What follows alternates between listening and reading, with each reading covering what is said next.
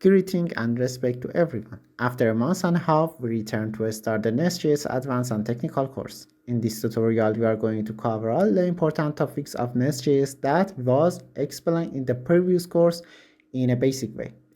The design and division of the training of the advanced course is completely different from the basic of it. In this period, we have 9 complete seasons. The first chapter is testing, the second chapter is module and provider, and the third chapter is metadata and dependency injection, and decorators, and various APIs using RESTful and WebSocket. In the next step, we have exception handling, complete discussion of security, and our last API style is GraphQL.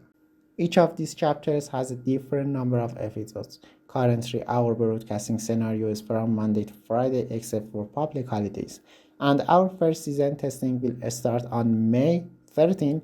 Now, why did I come and put the headlines on here? Because in my opinion, this mode of learning is more suitable. You will notice that if you miss an episode, go to the same season and the same episode. I put this in the first step because I came to the conclusion if the test writing is not done, the project that are written are fundamentally flawed. Testing is the first step, which discusses unit test and TDD, and then we have the discussion of behavior-driven development BDD with Gherkin language. In the first chapter, I am going to tell you how this model works. In the second chapter, we will go to the module and provider, how to make module sync, discussion for root and forfeiture.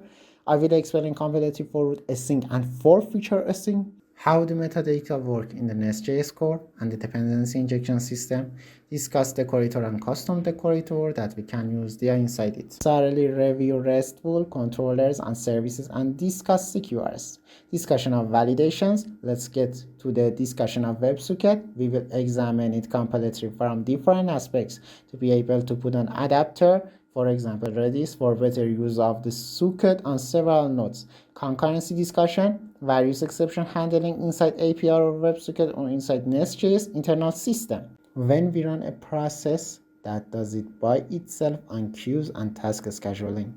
Security discussion, and at the last step, GraphQL.